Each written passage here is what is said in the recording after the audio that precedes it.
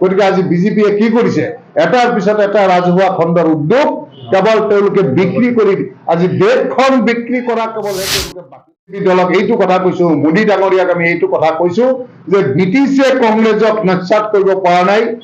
ব্ৰিটিছে কংগ্ৰেছক একো কৰিব পৰা নাই কংগ্ৰেছৰ আন্দোলনৰ কাৰণে ব্ৰিটিছ ইয়াৰ পৰা পলায়ন কৰিবলৈ বাধ্য হৈছে গতিকে এই বিজেপিৰ অপশাসনক এই কংগ্ৰেছৰ নেতৃত্বতেই ভাৰতবৰ্ষৰ ৰাইজে তেওঁলোকক দলীয়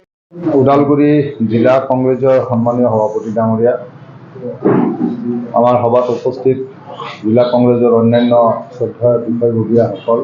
ব্লক কংগ্ৰেছৰ সভাপতিসকল আৰু অন্যান্য কংগ্ৰেছৰ আমাৰ সতীৰ্থ বন্ধুসকল সাংবাদিক বন্ধুসকল আপোনালোকে জানে যে যোৱা কিছুদিন ধৰি গোটেই ভাৰতবৰ্ষৰ ৰাজনীতিয়ে এক নতুন মূৰ লৈছে কাৰণ হিণ্ডেনবাৰ্গৰ ৰিপোৰ্ট অহাৰ পিছৰে পৰা বিজেপি দল কেন্দ্ৰত বিশেষকৈ সাংঘাতিক ধৰণে তেওঁলোকে অস্থিৰ হৈ পৰিছে আৰু তাৰ পৰিণতিত এটাৰ পিছত এটা বিজেপিয়ে গণতন্ত্ৰক ভৰিৰে মোহাৰি গণতান্ত্ৰিক ব্যৱস্থাটোক তেওঁলোকে নস্যাৎ কৰাৰ এটাৰ পিছত এটা কাম তেওঁলোকে কৰি আছে সিদিনালৈ আপোনালোকে দেখিছে যে আমাৰ নেতা ৰাহুল গান্ধী ডাঙৰীয়াই গৌতম আদানীৰ কোম্পানীত হঠাৎ 20,000 কোটিৰ অধিক টকা হঠাৎ ক'ৰ পৰা বিনিয়োগ হ'ল এই প্ৰশ্নটো উত্থাপন কৰাৰ লগে লগেই দেখা গ'ল যে তেওঁ এই কথাৰ উত্তৰ আমাৰ ভাৰতৰ প্ৰধানমন্ত্ৰী মোদী ডাঙৰীয়াতো দিব নোৱাৰিলেই বা নিদিয়েই তেওঁ প্ৰধানমন্ত্ৰী হোৱাৰ পিছৰ পৰাই মিডিয়াক সম্পূৰ্ণৰূপে তেখেতে আঁতৰত ৰাখি কোনো ধৰণৰ মিডিয়া ফেচ কৰা দৃষ্টান্ত তেওঁ নেদেখুৱালে গতিকে কোনো প্ৰশ্ন তেওঁ উত্তৰ দিব নোখোজে কাৰণ এইটো তেওঁৰ অত্যন্ত এটা ডাঙৰ অহংকাৰৰ এটা নমুনা আৰু ৰাহুল গান্ধী ডাঙৰীয়াই যেতিয়া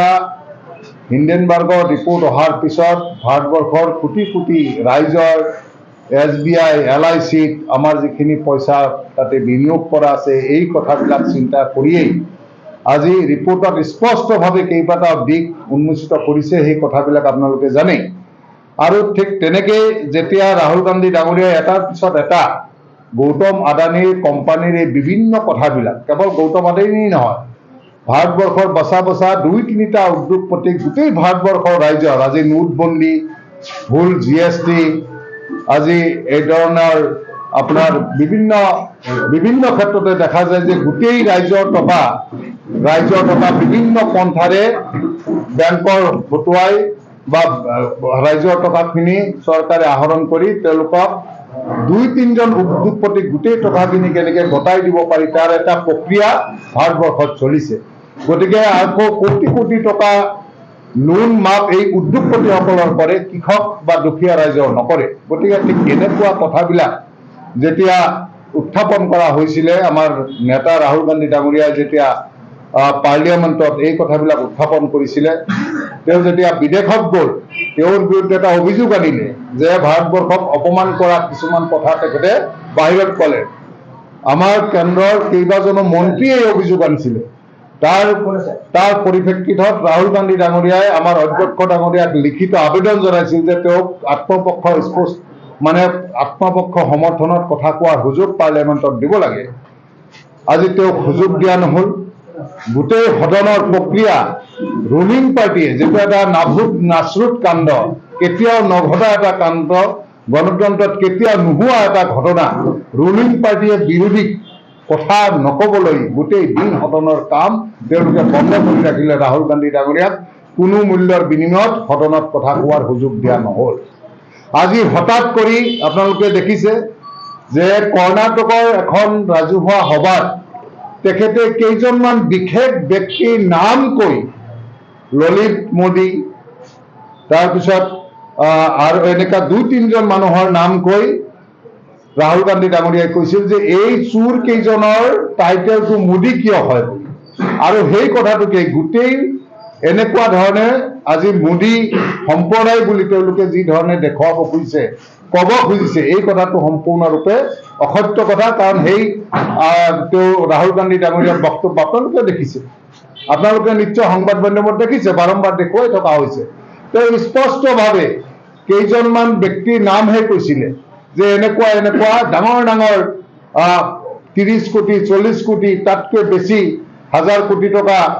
আজি ভাৰতবৰ্ষৰ পৰা চুৰি কৰি তেওঁলোকে বিদেশলৈ পলায়ন কৰিছে। এই ব্যক্তিবিলাকৰ নাম মোদী কিয়? তেওঁ এইটো কথা কোৱা নাই যে ভাৰতবৰ্ষৰ প্ৰত্যেকজন মোদী সম্প্ৰদায়ৰ মানুহ হৈছো, তেওঁ এইটো কথা কোৱা নাই। গতিকে আজি ললিত মোদী কওক, আজি কি কয় নীৰৱ মোদীৰ কথাই কওক, নৰেন্দ্ৰ মোদীৰ কথাই কওক, যিকেইজন মোদীৰ কথা, মেহুল চোকছিৰ কথাই কওক,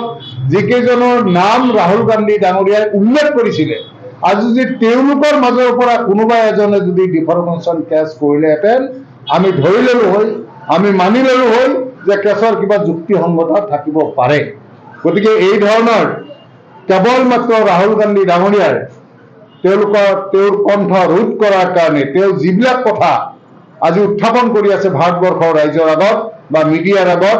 এই কথাটো বিজেপিৰ আজি উত্তৰ দিব নোৱাৰা এটা অৱস্থাত পৰিণত হৈছে। কাৰণ আপোনালোকে জানে গোটেই জুমলাবাজি কৰিয়েই কেন্দ্ৰত তেওঁলোকে শাসনত আহিছিলে।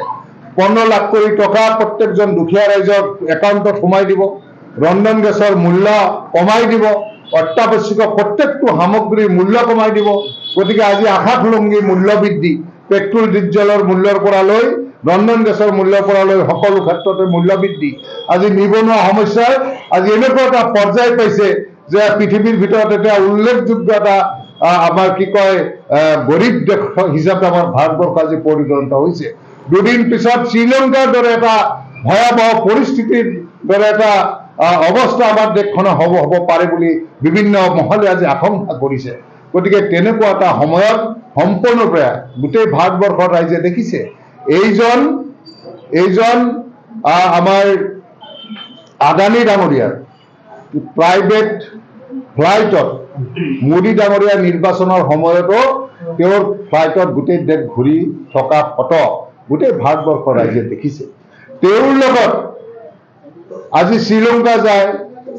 আমাৰ মোদী ডাঙৰীয়া, প্ৰধানমন্ত্ৰী ডাঙৰীয়া, ইজৰাইল যায়, অষ্ট্ৰেলিয়া যায়, ঘূৰি অহাৰ পিছতে পিছে পিছে এইজন গৌতম আদানী যায়। যোৱাৰ পিছতে সেইখন দেশৰ লগত ডাঙৰ ডাঙৰ কণ্ট্ৰেক্টবোৰ গৌতম আদানীয়ে পাই যায়। গতিকে এই কথাটো আজি যদি মোদী ডাঙৰীয়া সঁচাকৈ মোদী ডাঙৰীয়া যদি এই নেক্সাছত যদি কোনো জড়িত নাই, তেনেহ'লে কংগ্ৰেছ নহয়, কেৱল ভাৰতবৰ্ষৰ আজিৰ তাৰিখত প্ৰায় প্ৰত্যেকটো বিৰোধী দলে বাৰম্বাৰ দাবী উত্থাপন কৰিছে যে এই গোটেই বিষয়কেইটা আজি জইণ্ট পাৰ্লিয়ামেণ্টাৰী কমিটি গঠন কৰি, আজি বফৰ্ছ কেলেংকাৰীৰ কথাটো আহিছিলে ৰাজীৱ গান্ধী প্ৰধানমন্ত্ৰী থকা সময়ত, কংগ্ৰেছেতো কেতিয়াও না কৰা নাই যে জইণ্ট পাৰ্লিয়ামেণ্টাৰী কমিটি হ'ব নালাগে। তন্ন কৰি পৰীক্ষা কৰাৰ পিছত তাৰপিছত তদন্ত হ'ল, তদন্তত ক্লিন চিট দিয়া হ'ল। আজি নৰেন্দ্ৰ মোদী ডাঙৰীয়াই ভয় কিয় কৰিছে, আজি বিজেপি চৰকাৰে কিয় ভয় কৰিছে, এই বিষয়টো জইণ্ট পাৰ্লিয়ামেণ্টাৰী কমিটিত নিদিয়াৰ আঁৰত ৰহস্যটো কি? গৌতম আদানীৰ লগত প্ৰধানমন্ত্ৰী মোদী ডাঙৰীয়াৰ সম্পৰ্কটো কি? এই 20,000 কোটি টকা ৰাতাৰাতি হঠাৎকে আদানী ডাঙৰীয়াৰ কোম্পানীত ইনভেষ্ট হোৱা এই টকা ক'ৰ পৰা আহিল? এই টকাৰ লগত মোদী ডাঙৰীয়াৰ সম্পৰ্ক কি আছে না নাই, এই কথাটো আজি মোদী ডাঙৰীয়াই স্পষ্ট কৰিব লাগিব। ভাৰতবৰ্ষৰ ৰাইজে এই কথাটো জানিব খুজি আছে আৰু এই কথাবিলাকৰ পৰা মানুহৰ ধ্যান অন্যফালে নিয়াবলৈ আজি সম্পূৰ্ণৰূপে নাটকীয়ভাৱে, আপোনালোকে জানে কোনো বেছ নথকা, কোনো যুক্তি নথকা, আজি কৰ্ণাটকৰ এখন ৰাজহুৱা সভাত কৰা মন্তব্য, বিশেষ কেইজন মোদী ব্যক্তিৰ বিৰুদ্ধে কৰা মন্তব্য, যিসকলে ভাৰতৰ অৰ্থনীতি তেওঁলোকে আত্মঘাত কৰি বেলেগ দেশত পলায়ন কৰিছে, ব্যক্তি বিশেষৰ বিৰুদ্ধে কথা কোৱাৰ পিছত মোদী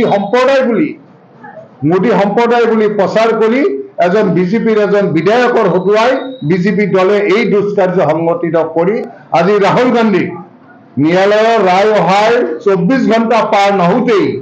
তেওঁ সাংসদ পদ খাৰিজ কৰা হ'ল, তেওঁৰ চৰকাৰী আৱাস খালী কৰাৰ নিৰ্দেশ দিয়া হ'ল। গতিকে এই কথাবিলাকে এইটো কথা প্ৰমাণ কৰে যে সাংঘাতিক ধৰণে বিজেপিয়ে ভয় কৰিছে। ৰাহুল গান্ধীৰ সন্মুখত তেওঁৰ প্ৰত্যাপন গ্ৰহণ কৰাৰ তেওঁলোকৰ আজি সাহস নাই আৰু সেইকাৰণে মানে জোৰ জুলুম কৰি কংগ্ৰেছক আজি বেকফুটত নিয়াবলৈ ৰাহুল গান্ধী ডাঙৰীয়াৰ আজি ভয় খুৱাবলৈ, তেওঁৰ আৱাজ বন্ধ কৰিবলৈ আজি বিজেপি চৰকাৰে এনেকুৱা ধৰণৰ কূট কৌশল কৰা আৰম্ভ কৰিছে। কিন্তু তেওঁলোকে জানি ৰখা উচিত যে ব্ৰিটিছেই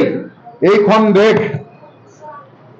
দেশ শাসন কৰি তেওঁলোকে স্থায়ীভাৱে থাকিব নোৱাৰিলে এই কংগ্ৰেছৰ নেতৃত্বত হোৱা অহিংস আন্দোলনৰ কাৰণে। গতিকে আমি সেই কংগ্ৰেছ দল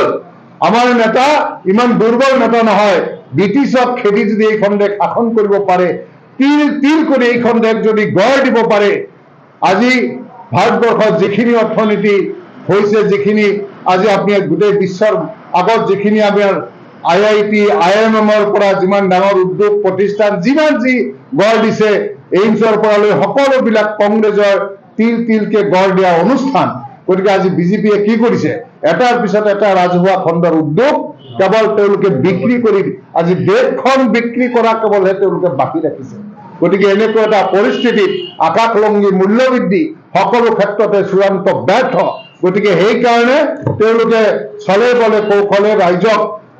ৰাইজৰ ধ্যানটো অন্যফালে নিয়াবলৈ এই কূট কৌশলবিলাক কৰি আছে আৰু আমাৰ কংগ্ৰেছ দলক ভয় খুৱাব খুজি আছে, বিৰোধীক ভয় খুৱাব খুজি আছে। আপোনালোকে দেখিছে আজি বিৰোধীয়ে প্ৰশ্ন উত্থাপন কৰিলেই ED লগাই দিয়ে, CBI লগাই দিয়ে। আজি ৰাতাৰাতি CBIৰ হেড চাৰ্জ হৈ যায়। আজি এইখন দেশৰ প্ৰথমবাৰৰ কাৰণে উচ্চতম ন্যায়ালয়ৰ আমাৰ জাজসকলে কৈছে যে ভাৰতবৰ্ষৰ গণতন্ত্ৰ এতিয়া বিপদাপন্ন হৈ আছে। গতিকে ইমান এটা ডাঙৰ পৰিস্থিতিৰ মাজেৰে আমাৰ দেশ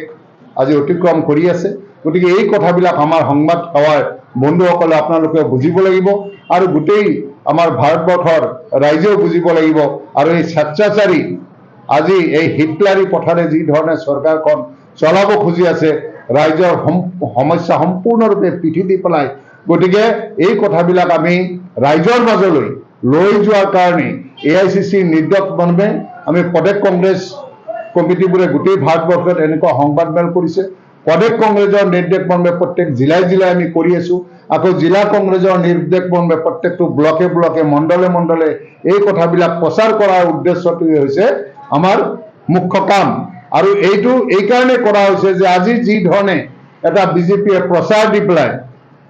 ৰাহুল গান্ধী ডাঙৰীয়াৰ আজি সাংসদ পদ খাৰিজ কৰি তেওঁলোকে যি ধৰণে এটা পৰিৱেশ সৃষ্টি কৰিব খুজি আছে যে ভাৰতবৰ্ষত কোনো বিৰোধী থাকিব নালাগে বা থাকিব নোৱাৰে, তেওঁলোকে 61 ৰজা, তেওঁলোকে ৰজাৰ শাসনৰ দৰে চলাই ৰাখিব আৰু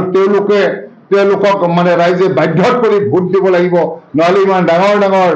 মানে পাৰ্টিৰ নেতাসকলকে তেওঁলোকে জধে মধে কেছ লগাই, ED লগাই, CBI লগাই, যেতিয়া ইচ্ছা বলপূৰ্বক জেলত ভৰাই দিয়াৰ তেওঁলোকে ক্ষমতা ৰাখি আছে। গতিকে সকলো ৰাইজক এনেকে ভয় ভীতি দেখুৱাই কেনেকে তেওঁলোকে শাসনটো আকৌ নিগাজি কৰিব পাৰে,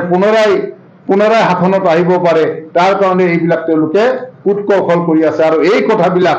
আমি ৰাইজক অৱগত কৰাৰ কাৰণেই আজি ৰাইজক বুজাবলৈ আমি AICC নিৰ্দেশ মৰ্মে আপোনালোকৰ মাজলৈ আহিছো। আৰু আমি শেষত আমি বিজেপি দলক এইটো কথা কৈছো, মোদী ডাঙৰীয়াক আমি এইটো কথা কৈছো যে ব্ৰিটিছে কংগ্ৰেছক নস্যাৎ কৰিব পৰা নাই, ব্ৰিটিছে কংগ্ৰেছক একো কৰিব পৰা নাই। কংগ্ৰেছৰ আন্দোলনৰ কাৰণে ব্ৰিটিছ ইয়াৰ পৰা পলায়ন কৰিবলৈ বাধ্য হৈছে। গতিকে এই বিজেপিৰ অপশাসনক এই কংগ্ৰেছৰ নেতৃত্বতেই ভাৰতবৰ্ষৰ ৰাইজে তেওঁলোকক দলিয়াই পেলাব। এইটো কেৱল মাত্ৰ সময়ৰ আহ্বান। এইখিনিয়ে আমাৰ ক'বলগীয়া। বাকী আশা কৰোঁ আপোনালোকে গোটেই কথাখিনি আমাৰ ইতিমধ্যে AICC, প্ৰদেশ কংগ্ৰেছ সকলো আমাৰ নেতাসকলে এই কথাবিলাক অপুৰ্জপৰি প্ৰচাৰ কৰি আছে। গতিকে আমিও এই কথাখিনি পুনৰাই ওদালগুৰিত আহি পেলাই আপোনালোকৰ আগত কোৱাৰ কাৰণে চেষ্টা কৰিলোঁ। গতিকে এইখিনি মই ভাবোঁ গণতন্ত্ৰৰ চতুৰ্থ স্তম্ভ হিচাপে সংবাদ সেৱাৰো সংবাদকৰ্মীসকলৰ আপোনালোকৰো এটা যথেষ্ট গুৰুত্বপূৰ্ণ ভূমিকা আছে। গতিকে আপোনালোকক কোৱা হয় ডেমক্ৰেচিত ছেকেণ্ড অপজিশ্যন বুলি। গতিকে সেই কামখিনিও আপোনালোকৰ হতুৱাই হ'ব বুলি মই আশা ব্যক্ত কৰি ইয়াতে